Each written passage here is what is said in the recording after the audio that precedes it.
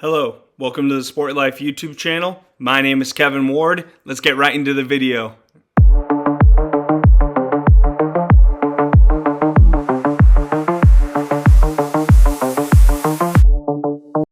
So, breaking news out of the NBA. Giannis Antetokounmpo goes to the Miami Heat. A seismic trade, not only just for the parties involved, but kind of that first domino to fall in the NBA trade cycle, especially as we approach the NBA draft, right? And what's supposed to be a really good class. So teams that want to acquire picks for this year's draft. So there's going to be a sense of urgency to push to make certain acquisitions of players to use this year's picks as assets because they're more valuable than the ones that are going to be future assets in some GM's opinions. And so this is kind of the first domino to fall. First thoughts on just between the two teams, the Miami Heat, Giannis, and the Milwaukee Bucks. I think the Heat gave up too much. And it's not that wasn't the right amount to give up for Giannis. Giannis is a top 5 player in the league. He changes the course of your franchise. Are they a better team? I think so. But they had to give up a lot. A lot of young, cheap, controllable talent, right? They had to give up, I don't know how to pronounce his name, Kaspar Giannis or something like that. He's a guard. He's a talented player. Khalil Ware, really talented big man that they have to give up. They had to give up Tyler Hero, who's easily their best guard. Really good shooter, really good offensive player for them. And they had to give up a lot of picks. So all for Giannis and Bobby Portis. Portis is a really nice piece for them as a stretch big, as a 6-man scoring option off the bench. But the roster construction of the Miami Heat, I don't think they're close to winning an NBA championship. You look at their starting lineup potentially, it looks like Davion Mitchell, Norman Powell, Andrew Wiggins, Bam Adebayo, and Giannis. And from the strength of this team, it's obviously the size that they can present with Giannis and Bam. From a defensive aspect, two of the better defenders in the league. You feel okay switching them on people. They can both pass. They can both handle the basketball. They're very versatile players. And they are nice core foundational players. But in terms of a shot-creating guard or a guard that can help facilitate and initiate an offense, they don't have that at all. You gave up Hero, you gave up, like I said, the Kaspar Giannis guy, and you're already committing a lot of money to 4 guys. I think Norman Powell's on a pretty expensive contract. You got Andrew Wiggins on an expensive contract. I don't think Bobby Portis is too cheap. And then you got Giannis and Bam that are on $50+ million contracts. You've already allocated a lot of money to your roster. Now, how do you maneuver and make moves to then build this team into a championship contender? Just as I'm looking at it now, I still think Boston's a better team. I think the Knicks are a better team. I probably give the edge to the Pistons as of now. I think it'd be a really good series, but I'm going to give it to the Pistons as of right now. So they're probably sitting in the top 4, top 5, but do you feel like they're going to go win a championship? I just don't. I'm just not there yet. And I think the thing is, when you go get a guy like Giannis and you give up all of the assets that you have, your goal better be to go win an NBA championship. The guy's 32. His window is not that big anymore. It's right now. You need to go make a run at this damn thing right now. And your best asset to trade to acquire more talent, sadly enough, is Bam. He's got the biggest contract. He's the most valuable player outside of Giannis on your team to go acquire talent. Wiggins isn't going to get you a whole lot. He's an expensive player. He's a nice player. But you feel good if Wiggins is your 4th or 5th best player. He's not Wiggins like he was on the Warriors in 22 when they won it. He's not even young Wiggins when he could average, 23, 24, 22 a game, right? You feel good about him if he is your 4th or 5th best player. And right now, he might be your 3rd best player. And again, he's not an initiator with the basketball. So, like, just from a roster construction standpoint, like, it's a really flawed starting lineup. And here's the thing is I love a lot of things about Miami. Like, I love the culture that Spoelstra and Pat Riley have created there. Spoelstra is one of my favorite coaches in the league. I think he's a top 3 coach in the NBA. You know, based on what he's done with how little of talent he's had to work with. And that's why it gives me some hope for this team going forward, because he's taking a Jimmy Butler, Bam Adebayo 8-seed play-in team to the NBA Finals. Like, damn. Like, he's impressive. He took actually the core group of those guys to 2 finals. And, Giannis is probably the best player he's had since LeBron. So, like, I'm not totally discounting them, but they got some work to do. Like, as they sit today, I do not think they're an NBA champion team.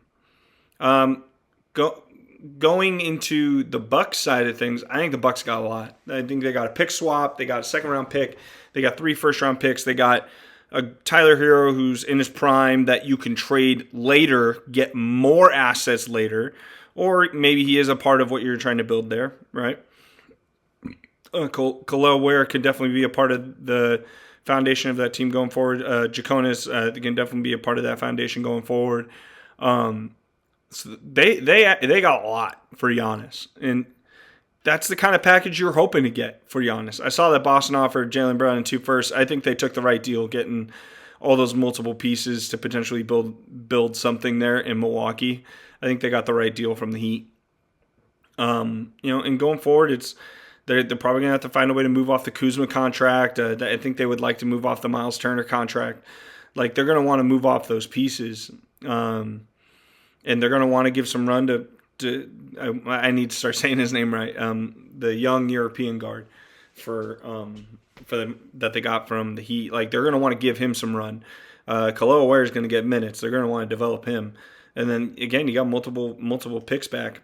Like, this is a good start for the rebuild process for them going forward. And then you got to make a decision, at some point, like, hey, do we want to keep Tyler Hero or do we want to trade him?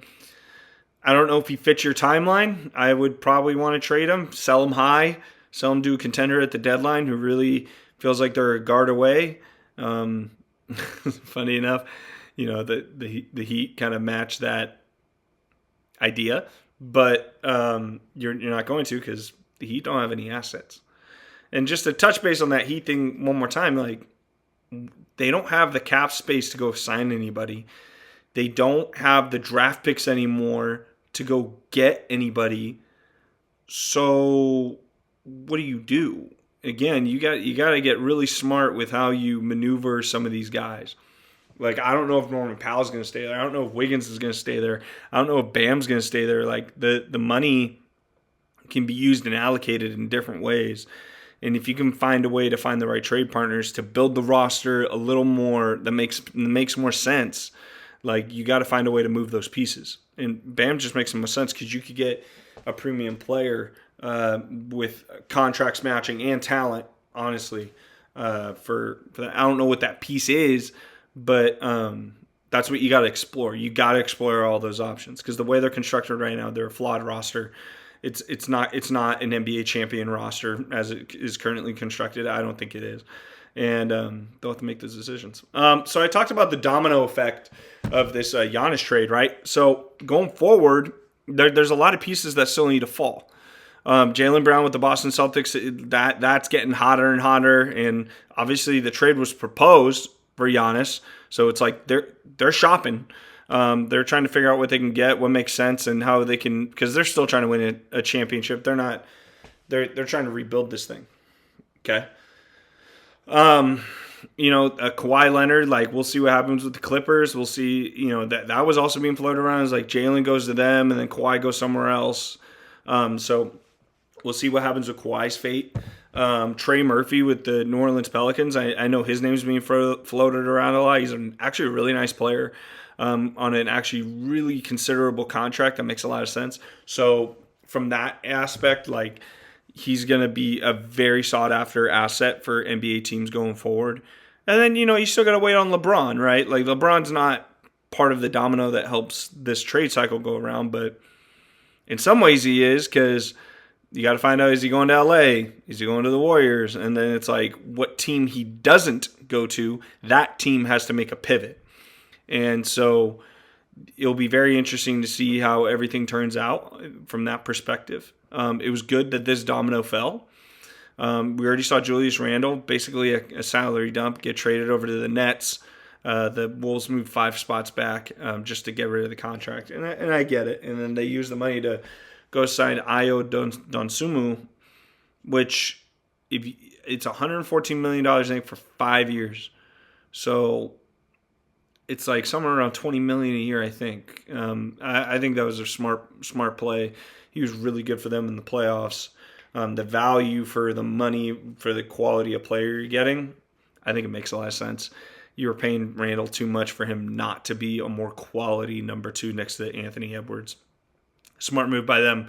But you're going to see a lot more pieces starting to fall. You're going to see a lot more moves starting to get made. This was just the first domino to fall, because a lot of teams had to wait to see if they were going to get Giannis, to see where he went, to see what the next move is. And so, going forward, like, we're going to see how the rest of the NBA trade cycle goes. But Giannis going to the Miami Heat, it's finally over. Honestly, just as a fan, I was so sick of hearing about it. So I'm glad it's over. I don't even know if they're going to be able to build this roster properly for him to win. But we'll see. I mean, Eric Spoelstra's done some incredible things, so I'm not going to completely put it past him. But I think just from the eye test, and when you look at this roster going forward, you would like to see some adjustments to put them in a better position to be more successful going forward. That's how I personally feel. All right, that was just a quick video. Thank you very much. Hit like and subscribe, okay? And, mention something in the comments section if you disagree. I love to debate with people. Hey, hope everyone has a great day. See ya.